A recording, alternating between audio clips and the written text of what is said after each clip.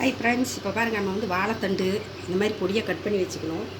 இது வந்து அரிசி கழுவுன தண்ணியில் வந்து கொஞ்சம் தயிர் போட்டு கொஞ்சம் எண்ணெய் ஊற்றி கல்லுப்பு கொஞ்சம் போட்டு வச்சிட்டிங்கன்னா கருக்காது. இந்த மாதிரி வெள்ளையாகவே இருக்கும்.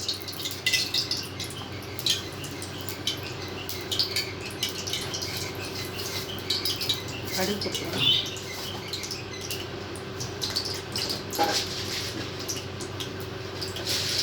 ஒரு ஸ்பூன் கடலைப்பருப்பு, கொஞ்சமாக உளுத்த மாதிரி சீரகம்.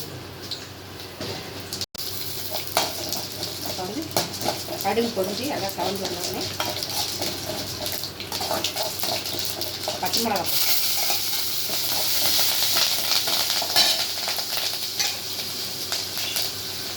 கருவேப்பிலை போடும்.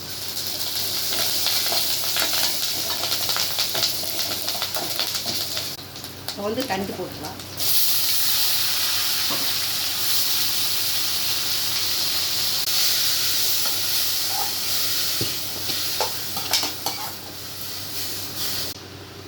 கொஞ்சமாக உப்பு போட்டுக்கலாம். இந்த தண்ணியிலே வெந்துடும், கழுவுன தண்ணியிலேயே அது வெந்துடும். தண்ணியெல்லாம் ஊற்ற தேவையில்லை. 2 நிமிஷம் இருந்தால் அது தண்ணியெல்லாம் சுண்டிடும். அப்புறம் தேங்காய் போட்டு இறக்கிடலாம். தண்ணி சீக்கிரமாக வெந்துடும். வாழைத்தண்டு நார் சத்து அதிகம், வயிற்றில் இருக்கிற கல்லெல்லாம் எடுத்துக்கும். வாரத்துக்கு 2 வாட்டி சாப்பிட்டீங்கன்னா கல்லெல்லாம் வயிற்றில் இருக்கிறதெல்லாம் எடுத்துக்கும். இப்போ வாழைத்தண்டு நல்லா வெந்து வந்துருச்சு. இப்போ தேங்காய் போட்டுக்கலாம்.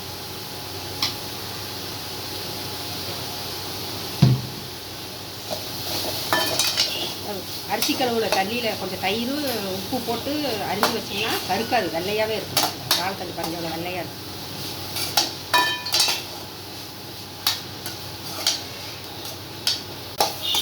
இப்போ வந்து அவ்வளோதான், ரெடி ஆகிடுச்சு. வாழைத்தண்டு ரெடி ஆகிடுச்சு.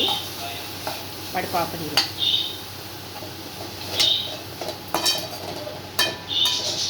பாருங்க வெள்ளையாகவே இருப்பாங்க.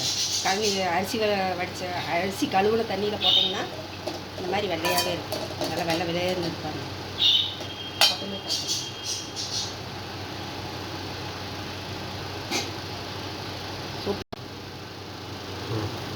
இப்போ வாழைத்தண்டு பொரியல் ரெடி ஆகிடுச்சு.